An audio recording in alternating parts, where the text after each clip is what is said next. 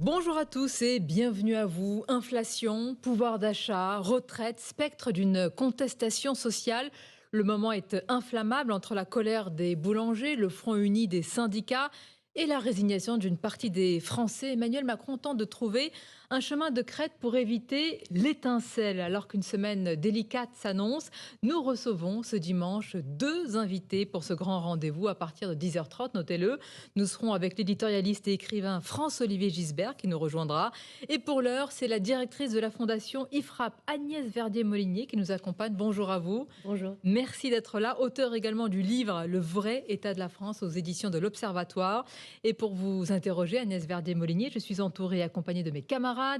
Nicolas Barré des Échos. Bonjour Nicolas. Bonjour Sonia. Et le penseur et sociologue Mathieu Bocoté. Bonjour à vous Mathieu. Bonjour. Agnès Verdier-Molinier, selon le Parisien ce matin, Emmanuel Macron aurait tranché sur l'âge légal de départ à la retraite à 64 ans plutôt que 65 ans, alors que le texte sera connu et précisé ce mardi. Comment vous qualifiez ce changement ? Clairement, on est sur une reculade et c'est dommage. Parce que pendant la campagne présidentielle, il avait clairement dit qu'on allait vers les 65 ans. Et sur France 2, dans une émission en novembre, il disait aussi que c'était clair, c'était 65 ans en 2031, c'était acté. Et c'est ce pourquoi aussi les Français qui ont voté pour lui ont voté. Et puis, par ailleurs, 65 ans ou 64 ans, en réalité, c'est pas du tout la même chose. On nous dit c'est à peu près les mêmes montants d'économie si on additionne 64 ans et l'accélération de l'augmentation du nombre de trimestres qu'on appelle la réforme Touraine. Mais ça, c'est valable pour le court terme. Mais sur le moyen-long terme, c'est pas du tout la même chose.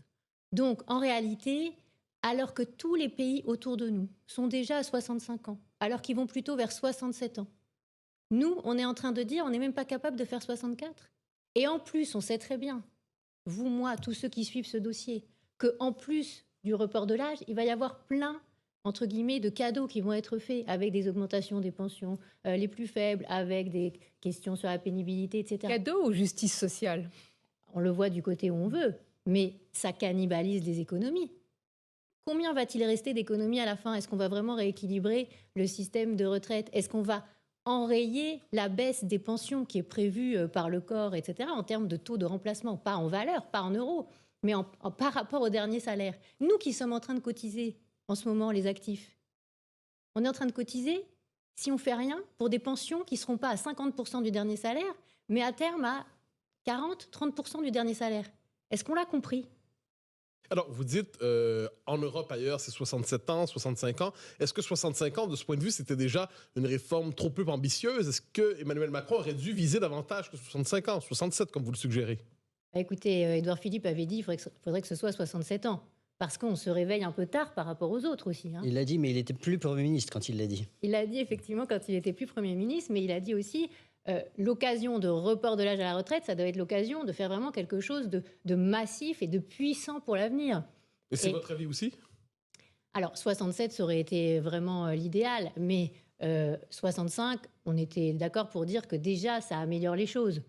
Parce qu'à l'horizon 2040-2050, ça fait un peu plus de 40 milliards d'euros d'économies. Et ça permet vraiment d'équilibrer le régime. Tandis que 64, ça s'essouffle très très vite, beaucoup trop vite. Mais 67 ans, l'idéal. 65 ans, les syndicats promettent la révolution. Même 64 ans, le réformateur, comme on l'appelle, Laurent Berger, prévient et met en garde le gouvernement que ça ne passera pas du tout. Il y a aussi l'état ou la situation de la France avec un front uni des syndicats, avec une étincelle sociale. Est-ce que le gouvernement avait vraiment le choix justement d'une réforme ambitieuse? Ou est-ce qu'il n'est pas plus lucide avec un tel compromis, fut-il bancal? Mais franchement, Sonia Mabrouk, est-ce que vous pensez que les syndicats seraient même pour 62 ans et demi? Non, ils seraient contre. Parce qu'on a des syndicats qui ne sont pas accompagnateurs de réformes. Parce qu'ils n'ont pas compris l'urgence financière pour la France. Est-ce que quelqu'un peut dire ce qui est en train de se passer dans notre pays? La charge de la dette est en train d'exploser. On avait voté pour 2022 39 milliards de coûts de la dette annuelle. 39. Maintenant, on a dépassé les 50 sur 22. Et en 23, on va aussi être à plus de 50 milliards. Et dans les années qui viennent, si on a des taux sur la dette, là on était à 3% au mois de décembre, sur les emprunts à 10 ans, si ça augmente au-delà de ça, on va se retrouver dans une situation hyper critique. Oui, mais pour revenir aux retraites, et c'est la même chose sur la dette, comment est-ce que vous expliquez que ce que vous dites, cette pédagogie, le fait que les autres soient à plus que 65 ans, par exemple, ça ne prend pas? Comment est-ce que vous Ça ne prend expliquez pas ça? parce qu'il y a dans, disons, le débat public, des forces politiques ou syndicales qui racontent des choses qui sont fausses, Sur l'état de la France, sur le vrai Mais état de la clairement, France, selon vous. qui ne disent pas la vérité, qui ne préparent pas les Français à ce qu'ils vont vivre dans les prochains mois.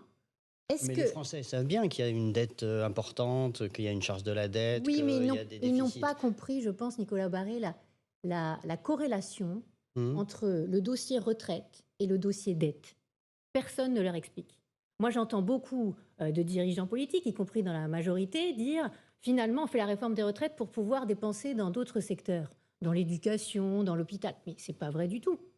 On est déjà d'ailleurs au maximum des dépenses partout. Alors pourquoi on fait cette réforme des retraites Mais et qui nous l'impose? On fait cette réforme des retraites pour garder notre liberté, une partie de notre souveraineté. Enfin, c'est quelque chose qui est quand même évident pour tous ceux qui regardent le dossier. Regardez ce qui s'est passé ces derniers temps. On a senti que la réforme était plus aussi importante quand les taux commençaient à baisser. Hein, on a dit, oh là, on est à 2,4 sur la dette à 10 ans finalement. Est-ce que c'est si urgent que ça? Alors on a senti qu'on repoussait le calendrier et tout. Dès qu'on a repoussé le calendrier, on a les taux qui ont commencé à remonter. Ceux qui nous prêtent sont des personnes qui réfléchissent. Ils voient l'état des finances de la France. Ils voient les déficits à plus de 130 milliards d'euros prévus pour 2023. Ils voient qu'on risque de ne pas tenir ce niveau de déficit, qu'on risque d'être à beaucoup plus. Il y a encore des promesses qui ont été faites là. On sait qu'on va vers une loi de finances rectificative. Est-ce qu'on doit voter si jamais on n'est pas dans les clous de ce qu'on avait décidé? Donc, les marchés, les investisseurs, nos partenaires européens, ils voient bien qu'on a un énorme problème de gestion. Et si on ne fait pas la réforme des retraites, les taux, ils vont monter de manière beaucoup plus importante. Vous avez dit, même si les syndicats, on leur proposerait 62 ans,5, ils s'y opposeraient d'une manière ou de l'autre. Donc, pour vous, finalement, le blocage est structurel, il est systématique. De ce point de vue, selon vous, est-ce que le gouvernement devrait faire un geste d'autorité, l'imposer d'une manière ou de l'autre, quitte à affronter les syndicats pendant une certaine période? Est-ce que ce moment d'autorité, on peut s'en passer pour imposer la réforme des retraites? Écoutez, moi, je pense qu'il faut qu'ils fassent ce qu'ils ont dit qu'ils allaient faire. Ils ont dit qu'ils allaient pousser à 65 ans et il y a des personnes en France qui ont voté pour eux. Et ils se retrouvent à la tête du pays. Mais qui a voté alors, pour cela? Certains disent, je ne veux pas caricaturer, mais enfin, beaucoup les retraités qui ne sont plus concernés par la réforme qui va être mise en place. Mais c'est pour ça qu'il faut expliquer aux actifs que s'ils refusent cette réforme, s'ils sont contre, en réalité, ils sont contre leur propre intérêt. Et en fait, c'est une position qui est antisociale. Donc ne pas le dire, c'est mentir. Parce que ça, vous nous dites, voilà, c'est la réalité. Vous dites que si on ne repousse pas l'âge, alors on risque une baisse des pensions. Alors vous expliquez, attention, c'est une baisse... Mais je ne suis pas la seule à le dire, puisque les prévisions du corps montrent qu'en 2050-2060, on serait autour de 40, 30%, 34, 38% de taux de remplacement. C'est-à-dire que si vous partez à la retraite et que vous n'avez que 34% de votre dernier salaire, ça vous fait un petit peu bizarre par rapport à votre idée globale qui est de dire ah bah oui, c'est 50% du dernier salaire. Non. Voilà, si on fait rien, et je pense qu'il faudrait poser la question comme ça aux Français, clairement. Est-ce que vous êtes pour le report de l'âge à 64 ou 65, l'idéal 65, ou est-ce que vous acceptez la baisse des pensions? Dit comme ça, vous avez une réponse. Oui. Non mais c'est ça le vrai sujet. Et puis derrière, est-ce que vous êtes pour le report de l'âge ou est-ce que vous êtes pour à un moment qu'on ait une explosion de la charge de la dette, qu'on puisse plus payer les hôpitaux, qu'on puisse plus payer les profs, qu'on puisse plus payer nos services publics et qu'on se retrouve dans une situation de mise sous tutelle? Bah non plus. Et comment vous expliquez que même LR soit gêné aux entournures sur cette affaire? Éric Ciotti qui affirme dans le journal du dimanche qu'il est prêt, Nicolas Barré, à voter cette réforme si elle est juste. Oui, mais enfin, les LR, ils se sont positionnés pour 65 ans depuis des années. Maintenant, au lieu de chinoiser entre 64, 65 et est-ce que ce serait 63 en 27, etc. Enfin, non, franchement, ça n'a pas de sens. La réalité, c'est qu'ils devraient dire, et s'ils étaient dans leur rôle, 65 ans, ok, on top, mais en face, on fait un vrai mode de calcul identique entre public et privé. Ça aurait du panache. Ça, ce serait classe. Classe au risque de bloquer tout un pays. Mais attendez, le sujet, c'est que plus là. Les syndicats aiment nous prendre en otage. Voilà. On l'a vu en décembre, qu'est-ce qui s'est passé? Le week-end de Noël, on n'avait pas de train. Hein. Il n'y a pas que les syndicats. Là, c'est il y a pas- les oui. collectifs. La grogne sociale Mais- n'est pas captée uniquement par les Oui, syndicats. oui, je vous entends. Mais les slots de grève, ils étaient détenus par qui? Pas par les collectifs, par Ils les ont syndicats. pris en otage quand même, le mot est... Mais est-ce qu'on a envie d'une situation où on a un tel dérapage sur nos finances publiques qu'on n'est plus capable de gérer la France? Alors, je ne suis pas la seule à le dire. Hein. Sans réforme, c'est 500 milliards d'euros de dettes supplémentaires sur 25 ans. En clair, c'est la réforme ou la faillite. C'est ce que dit Gabriel Attal aujourd'hui oui, dans le dans le journal du JDD. dimanche, oui. Bon. Je pense que là, on commence à dire les choses. Voilà, on commence à dire les choses. ouais. Et c'est pour quand la faillite? Bah, le sujet, c'est d'éviter la faillite. Si la réforme ne vient pas. Mais si la réforme ne vient pas. Moi, je souhaite personnellement que la France soit un pays fort. Je le comprends. Mais si ça ne se passe pas comme vous le souhaitez, compétitif. si ça ne se passe pas comme vous le souhaitez, la faillite, c'est pour quand? Bah ça, le sujet, c'est que vous savez que les marchés, ils font un peu aussi ce qu'ils veulent. À un moment, sur les taux, on ne sait pas quand ça va arriver. Mais la responsabilité de ceux qui C'est de réfléchissent l'éviter. sur la bonne marche du pays, de ceux qui sont aux manettes, de ceux qui sont en charge, c'est de prévoir la situation. C'est pas d'imaginer qu'on va être sauvé par telle ou telle chose, une externalité qui serait meilleure que prévu. Vous voyez, c'est de prévoir la situation, finalement, le risque, d'envisager le risque, de préparer les Français sur ce risque, de leur expliquer. Et ce que je trouve dommage, c'est que souvent en France, on est toujours amené au pied du mur de la crise pour agir. Alors qu'on pourrait faire la pédagogie, c'est ce que disait Nicolas Barré. Et finalement, les Français ne sont pas prêts, il n'y a pas la bonne pédagogie et tout. Mais la pédagogie, on est encore en train de faire de la pédagogie alors qu'on aurait dû faire passer la réforme à l'été dernier. C'est assez incroyable de voir qu'on n'arrive pas à mettre des mots sur les choses, sur la véritable, et c'est ce que j'écris. Il y a la crainte, Agnès Verdier-Molinier, c'est ainsi, d'une étincelle ou d'une contestation sociale. On va en parler parce qu'il y a la réforme des retraites, il y a aussi l'inflation, il y a aussi le pouvoir d'achat, il y a les boulangers et les artisans. Donc comment dans ce contexte on arrive à tenir un langage de vérité? On va continuer à en parler, une courte pause et on se retrouve avec vous bien. Merci de nous accompagner en ce dimanche. 2 invités, tout à l'heure ce sera l'éditorialiste et écrivain France-Olivier Gisbert pour analyser le moment politique et social que nous vivons. Et justement, nous sommes toujours accompagnés d'Agnès Verdier-Molinier, directrice de la Fondation IFRAP, auteure du livre Le vrai état de la France aux éditions de l'Observatoire. On va en parler.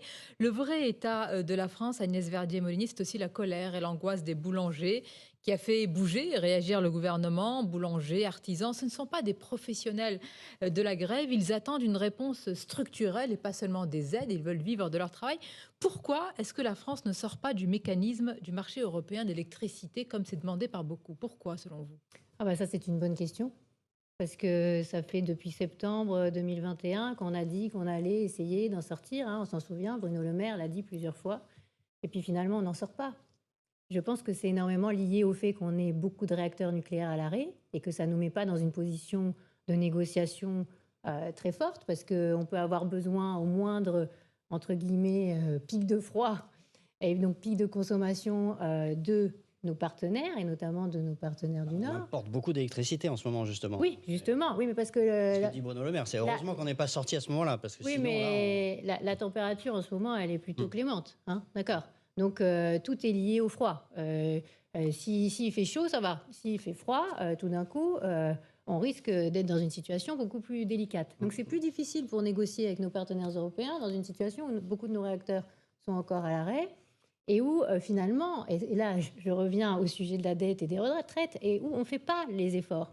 Donc, on n'est pas dans une situation pour négocier parce qu'on est considéré quand même par nos partenaires un peu comme les passagers clandestins du système de la zone euro. Et pourtant, Agnès Verdier-Molinier, quand on écoute Emmanuel Macron, notamment lors de ses vœux, quand on se compare, dit-il, aux autres pays européens, on a de quoi se consoler parce qu'on a pris, selon lui, les bonnes décisions pour protéger une partie des Français. Notre inflation, et les chiffres sont têtus, est moins importante que chez les autres. Alors, qui faut-il Oui, croire? après, c'est en train aussi de décélérer en Espagne, hein, l'inflation. Hein. Ils ont plutôt des chiffres aussi bons, voire meilleurs que les nôtres en ce moment. Donc ça dépend avec qui on se compare. On peut toujours se comparer avec ceux avec qui c'est plus favorable. Le sujet... on est en dessous de la moyenne quand même. On est en dessous de la moyenne, mais à quel prix? Nicolas Barré, à quel prix? Qui paye? C'est nous.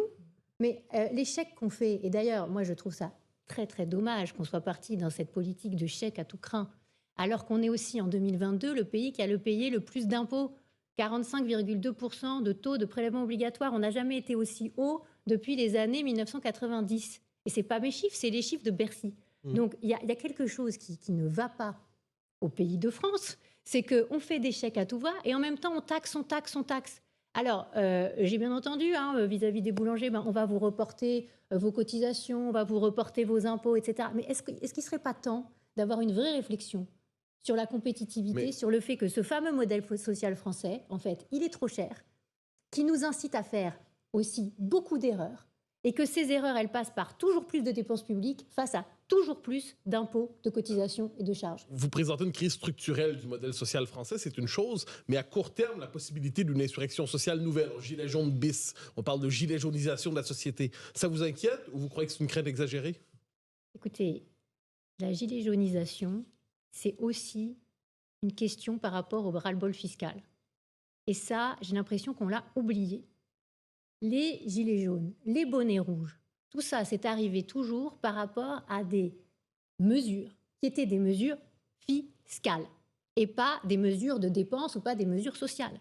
Donc, est-ce qu'à un moment, on va se réveiller sur le fait que donner plus de pouvoir d'achat aux Français, permettre d'avoir plus de marge de manœuvre aux entreprises, c'est baisser l'impôt et pas faire des chèques. Mais est-ce qu'on n'est pas un peu schizophrène? Parce qu'on demande les deux, en fait. Mais oui, mais le problème, c'est qu'avec le Covid, et vous le savez bien, Nicolas Barré, on est passé dans une autre ère où on a transformé nos entreprises aussi en demandeuses d'assistanat.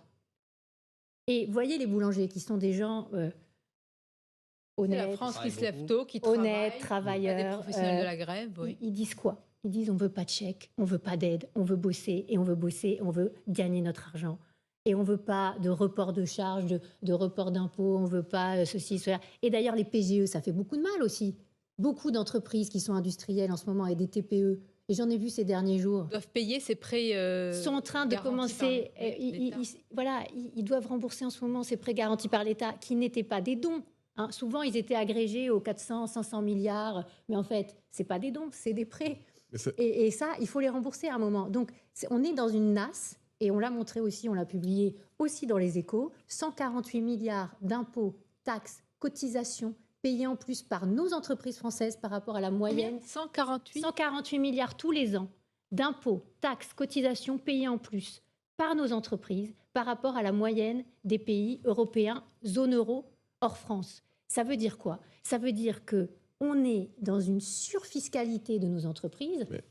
Qui est absolument délirante. Vous dites la gilet jaunisation, c'est aussi une révolte antifiscale. De ce point de vue, sachant les convictions qui sont les vôtres, êtes-vous solidaire d'une prochaine insurrection en ce genre, qui serait une révolte de votre point de vue antifiscale? Non, moi je suis pour qu'on prenne les choses avant que ce soit la révolution, l'émeute et on casse tout. La colère sociale risque d'apparaître avant la grande réforme que vous souhaitez. Il n'est jamais trop tard. Voilà. Et une réponse de politicienne, ça. Non, parce que je suis vraiment optimiste pour ce pays. En fait, si vous voulez, il y a tellement de mauvaises décisions qui sont prises, tellement d'erreurs qui sont faites, et il y a encore tellement de boîtes qui tiennent, et de gens qui travaillent tous les jours, et d'entrepreneurs et d'investisseurs qui se décarcassent pour ce pays. Et c'est vrai que beaucoup de Français partent. C'est vrai qu'il y a de plus en plus de frontaliers qui vont travailler de l'autre côté de la frontière. C'est vrai qu'il y a plein d'infirmières et de médecins qui partent de l'autre côté de la frontière travailler en Suisse tous les jours. De plus en plus de jeunes qui quittent la France. De aussi. plus en plus. Mais c'est pas inéluctable. On peut aussi les faire revenir. On peut aussi prendre les bonnes décisions. On peut aussi se regarder en face. Et c'est pour ça que j'avais sorti ce livre, Le vrai état de la France, pendant la campagne présidentielle, pour dire aux Français, voilà l'état de ce pays. Mais on peut aussi se retrousser les manches et faire le job. Agnès Verdier-Monnier, vous dites les mauvaises décisions. Mais par exemple, Emmanuel Macron, quand il parle de l'inflation, il dit que c'est en grande partie dû à une situation qui lui échappe et qui échappe à beaucoup de monde. C'est la guerre en Ukraine. Alors, c'est faux. Moi, il y a une phrase qui m'a beaucoup marquée dans les vœux du président de la République. Parce que d'autres ont été marqués par d'autres phrases. Mais moi, ça a été plutôt « qui aurait pu prédire la vague d'inflation ?» Alors là, je trouve qu'il y a quelque chose qui m'étonne dans la façon de voir les choses de la part du gouvernement. Évidemment qu'on allait avoir de l'inflation après les dépenses Covid. Évidemment, après la planche à billets qu'on a fait marcher au niveau de la Banque centrale européenne. Mais comment est-ce qu'on peut nous dire que cette inflation n'était pas prévisible. Nous, à la Fondation IFRAP, nous ne sommes pas les meilleurs, nous n'avons pas des moyens illimités. Avec mon équipe, dès le mois de mai et juin 2020, on a sorti une étude pour dire attention, on va vers de l'inflation. C'est factuel, mais ce dont parle Emmanuel Macron, c'est une inflation liée en grande partie à la guerre en Ukraine. Donc je repose ma question. Pour vous, il n'y a pas de lien entre ces deux situations? En zone euro, en 2021, il n'y avait pas de guerre en Ukraine. Il y avait déjà une inflation à 5,3. Donc cet argument, il est fallacieux? Je ne comprends pas. Il y a de l'inflation supplémentaire avec la guerre en Ukraine, mais elle ne vient pas que de la guerre en Ukraine. Et chaque fois qu'on fait marcher la planche à billets, qu'on dépense sans compter et qu'on arrête le travail, et qu'on dit aux Français de moins travailler et aux Européens en général de moins travailler, eh ben on se retrouve avec des situations derrière, quand la reprise du travail arrive, évidemment, d'augmentation des prix. Mais est-ce que... Donc la guerre en Ukraine a bon dos? Mais on parlait de l'inflation. Vous savez, c'est pareil sur la question des taux sur la dette. Moi, j'ai écrit plein de papiers sur le sujet avec mon équipe. On a fait une étude pour montrer qu'on risquait d'aller à 100 milliards de charges de la dette à l'horizon 2027, donc à la fin de ce mandat présidentiel. On nous a dit à l'époque, mais c'est n'importe quoi, et j'ai encore des textos de Bercy que j'ai encore dans mon téléphone, mais comment tu peux dire qu'on va à 3% sur la dette française ou à 4%? On est déjà autour de 3%, et les 4%, on risque d'y aller. Alors, où sont les scénarios que doit nous pondre Bercy sur qu'est-ce qui va arriver dans les prochaines semaines? Vous savez, Sonia Mabrouk, comment est-ce que le gouvernement a pu faire voter au Parlement 1,5% d'inflation pour l'année 2022? Comment c'est possible? C'est quand même incroyable. On va conclure cette première partie, le temps passe vite, Agnès Verdier-Molinier. Justement, en référence au titre de votre livre, Le vrai état de la France. Mais quand vous dites le vrai, c'est-à-dire qu'on a sous les yeux le faux état de la France, ou un état qui est un petit peu vu avec des lunettes roses, qui est sublimé, qui est arrangé, qui est travesti?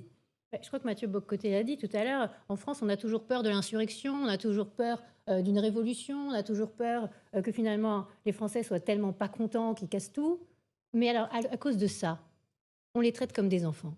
On leur dit pas les choses comme il faudrait. Et on les responsabilise pas. Alors qu'en France, on a des gens formidables qui sont tout à fait capables de comprendre. Vous savez, les Français, ils disent qu'ils sont contre la réforme des retraites et le passage à 64 ou 65 ans. Et en même temps, ils savent très bien qu'ils vont travailler plus tard. Donc, les choses, on doit les accompagner. On ne doit pas les planquer sous le tapis et quand c'est plus possible de planquer, dire « Ah oui, c'est vrai, on va avoir des coupures de courant. Ah oui, c'est vrai, ah tiens, il y a une inflation énorme, on n'avait pas prévu. » Tout ça, c'est prévisible, c'est anticipable. Les coupures de courant, c'est en mai qu'il aurait fallu commencer à y travailler potentiellement. Ce n'est pas en septembre ou en octobre quand les Français sont rentrés de vacances. Donc, la question, c'est est-ce qu'on considère nos concitoyens comme des personnes responsables à qui on peut dire les choses, ou est-ce qu'on est tout le temps dans une logique d'attendre que ce soit plus possible? En tous les cas, vous les considérez comme des citoyens responsables puisque vous dites tout dans votre livre, le vrai état de la France. Je pense que c'est mieux pour la démocratie de considérer nos concitoyens comme des personnes responsables qui peuvent comprendre les choses. Merci. Et sur les retraites, il n'y a pas d'autre issue. Il faut repousser l'âge. 65 ans, c'est mieux. Et moins on fera de cadeaux en face, mieux ce sera aussi pour notre avenir financier. Nous verrons ce qui sera annoncé mardi, mais ça prend le chemin de 64 ans. Merci Agnès Verdier-Molinier pour cette analyse. Merci à vous pour votre invitation. Lucide, certains diront peut-être trop dur. On va laisser évidemment le choix à nos auditeurs.